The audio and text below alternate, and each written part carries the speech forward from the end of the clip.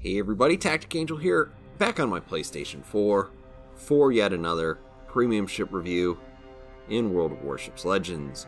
Today we're going to be taking a look at the Tier 6 American light cruiser, USS Boise.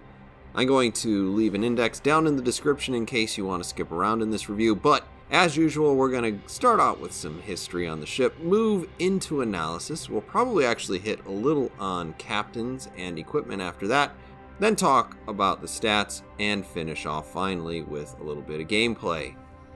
So I think that covers everything. Let's get right into that history. The USS Boise was a Brooklyn-class cruiser, one of 7 created for the United States Navy between 1934 and 1938. The Brooklyn-class cruisers were intended to be the United States counter and functional equivalent to the Megami class of supposedly light cruisers built by the Japanese. Of course, I probably don't need to tell you that the Megami wasn't built with 6-inch guns, and that she's significantly larger and more well-armored than these Brooklyns are. The Japanese were able to accomplish getting so much more out of their treaty-era vessels through a very simple and age-old nautical trick. They lied. And by the time you see the Megami in-game, she has her 15 203mm guns. Though the Brooklyns probably wouldn't have fared very well in a ship-to-ship engagement with the class that they were theoretically designed to keep in check, that doesn't mean that the ships were lacking in service quality, and they proved remarkably survivable even against massive damage.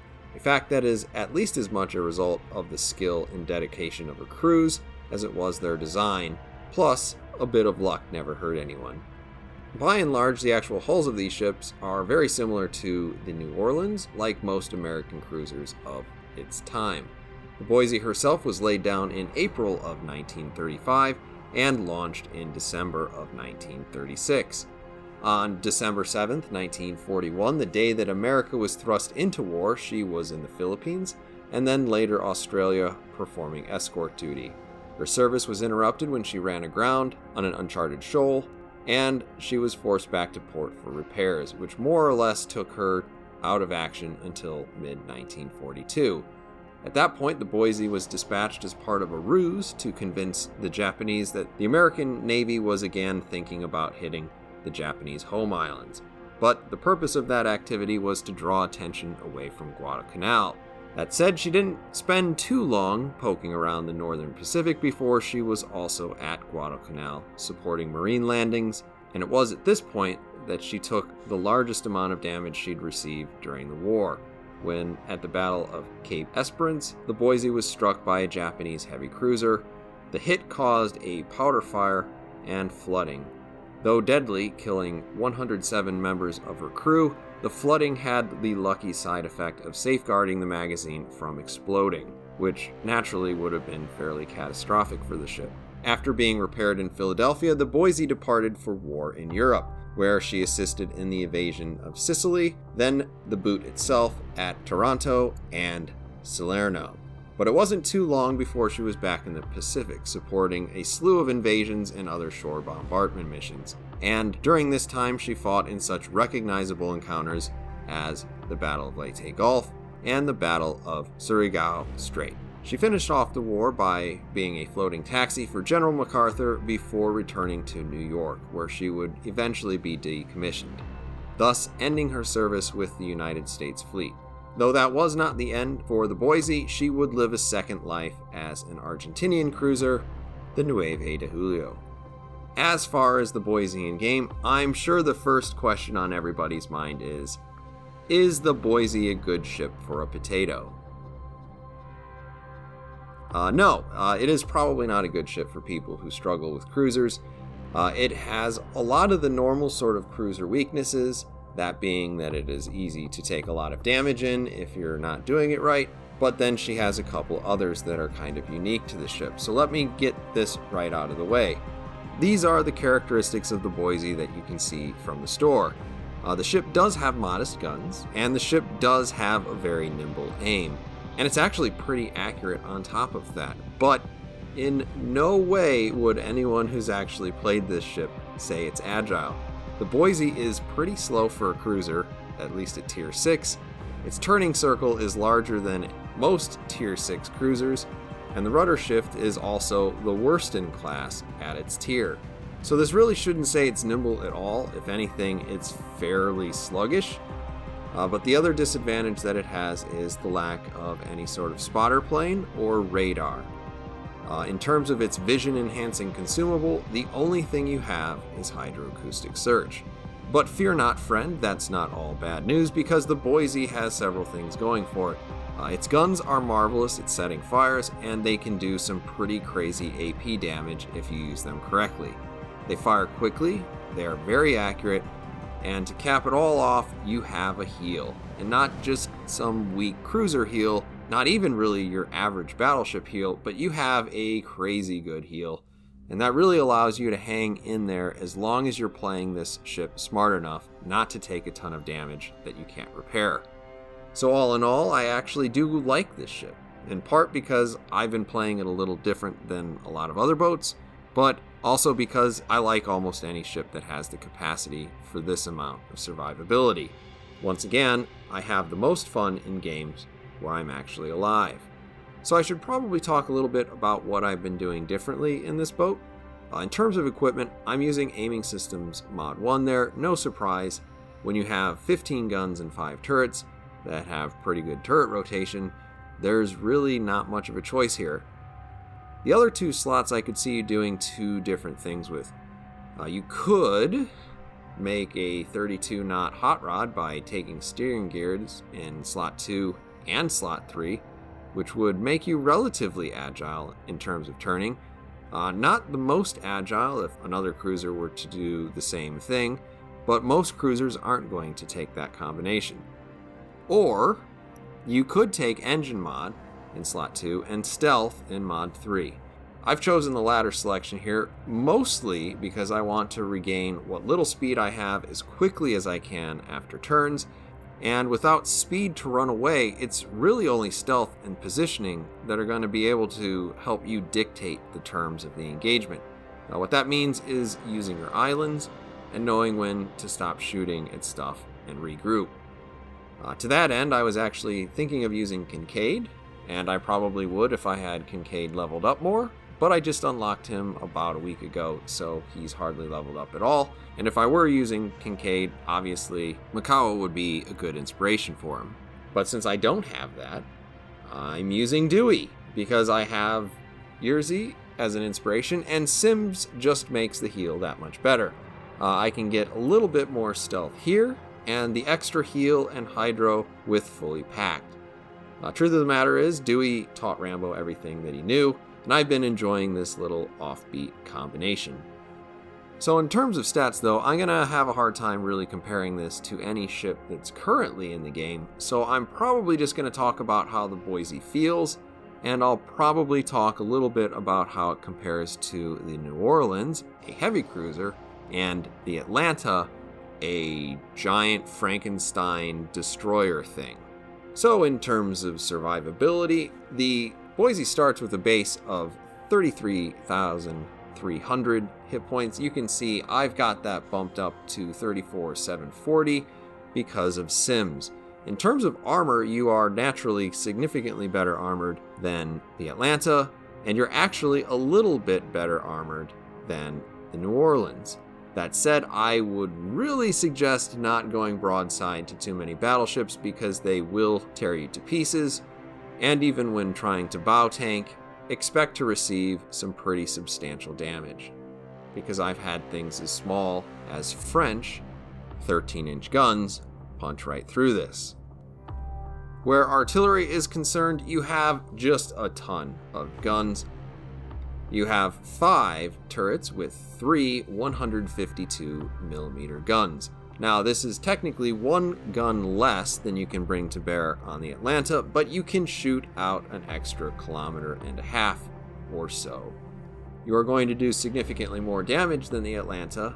Naturally, since the New Orleans is a heavy cruiser, you really can't compete with range there. It's got another 1.5 kilometers on you there, but only 9 guns.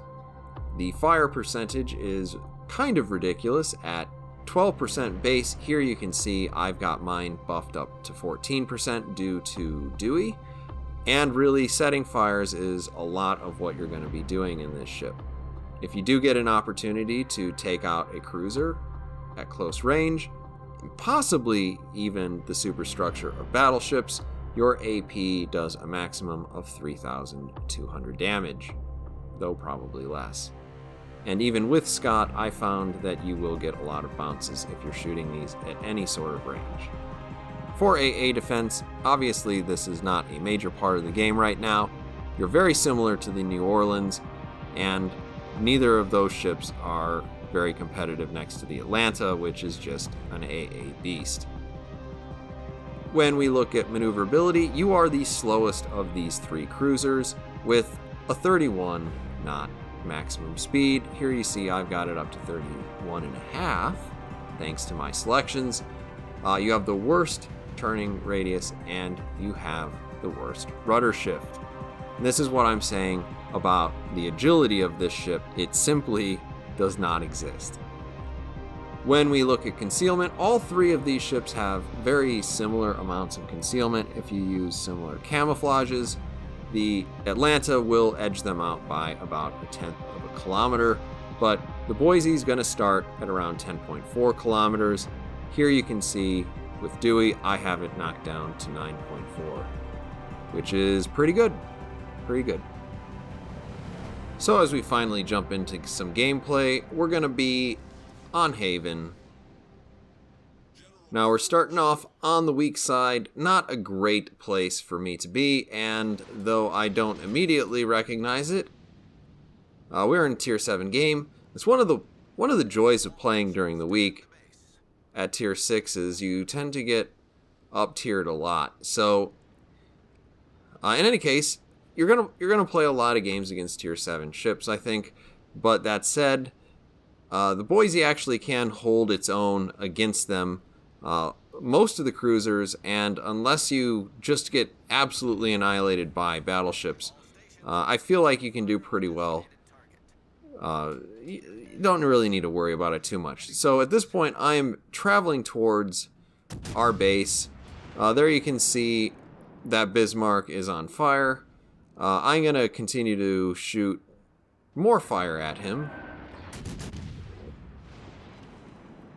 And what I'm doing right now is really what the Boise does a lot of. It's not quite as good at doing this as, say, a ship like the Atlanta, which is why everybody hates the Atlanta. In any case, I feel like this ship, it doesn't quite lob shells in the same way.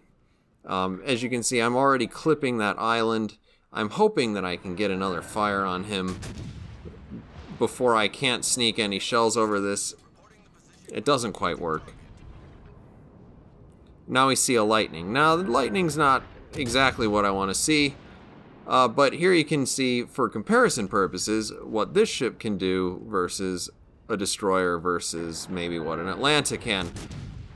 You are going to be able to fire a little bit faster, but look at those shells. A nice grouping. Unfortunately, I was a little high in terms of my actual aim, and now I've made a mistake here. And this is actually the most perilous moment in the entire match for me. That might be a spoiler. I'm sorry. But essentially, that Bismarck is looking at me, and I am just flat broadside to him, so I start trying to turn out. And either because he didn't quite lead me right, or because of that little maneuver, I'm actually able to walk away without getting a lot of hits. Now I am inside of his secondary range because I'm on the map. So I'm looking at that. At 9.6, I know my sea detectability is going to drop here in just a second. And this is really what I mean by using a stealth build on ships like this to try to dictate the engagement. Now, he does get some hits on me, but we've taken pretty minimal damage. And now he can't really do much about me.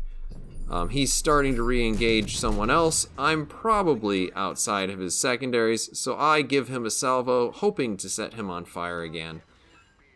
Now we managed to do that. this is great news. We're already up to 31,000 damage, down a tier, and just kind of playing, you know, hit, hide, run. Now I'm undetected, and I don't want to leave my teammate out there all on his own. So I'm turning around, seeing if I can't bring more of my guns to bear, and maybe we can burn this guy down by the time he takes out our Richelieu. I leave that one a little bit short because I apparently forget how tall ships are pretty frequently. And as you see, I'm aiming high, hoping to hit superstructure, hoping to hit the back half of this ship. Even without that, we walk away with around 5,000 damage on that salvo. Pretty nice. Pretty nice.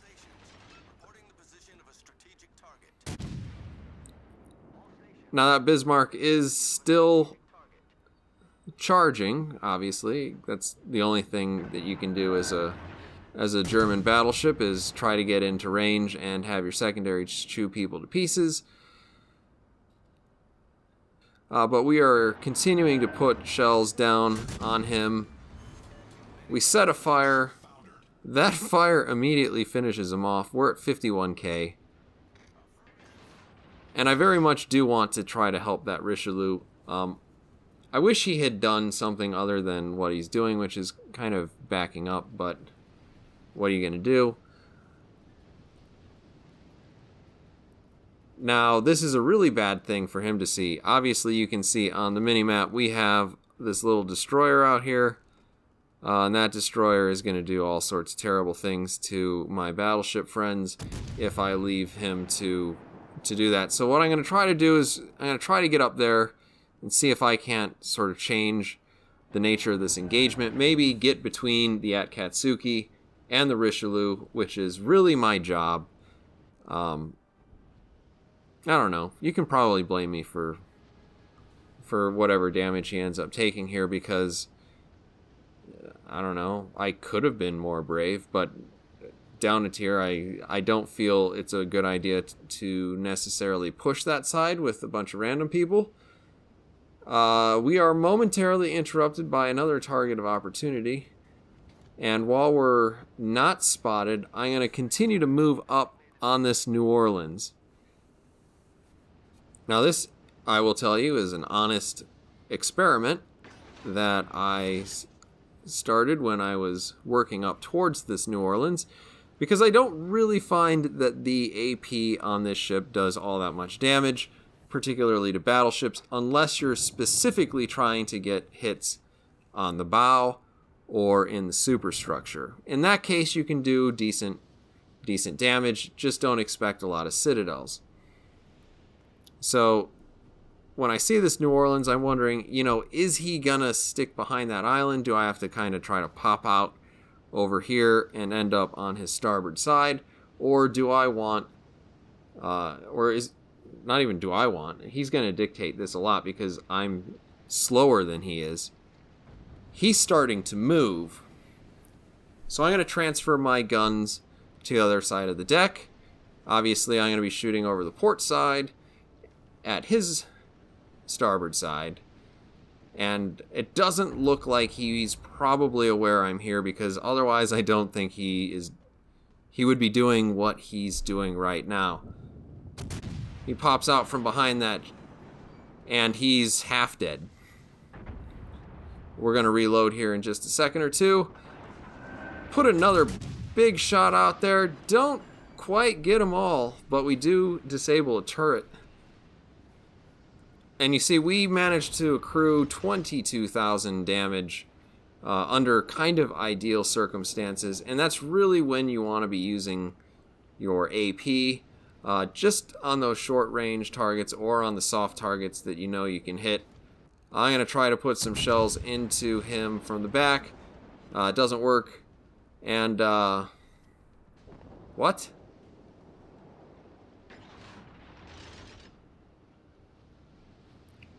I bet you can all think what I was thinking there. And that was, I'm so glad that there was another person behind me. Kind of, but In any case, the reason why I showed you this game is really those threefold positions. This isn't that fast. You want to use your islands, you want to set people on fire, and under ideal circumstances, the AP on this ship can be pretty devastating. Now, there's really not much more that I'm going to contribute to this particular game, so hopefully you got a good sense of what this ship can actually do in a battle, even though this is not a fantastic result by any stretch of the imagination, but I've been trying to show, what you can expect in a decently well-played game. And as this game ends, we're going to see just how well we did in this kind of scenario, doing 73,273 damage. Apparently walk away with 400,000. I think it's going to be a little bit less if we get to the economic screen, but we topped the charts at just about 2,400 experience.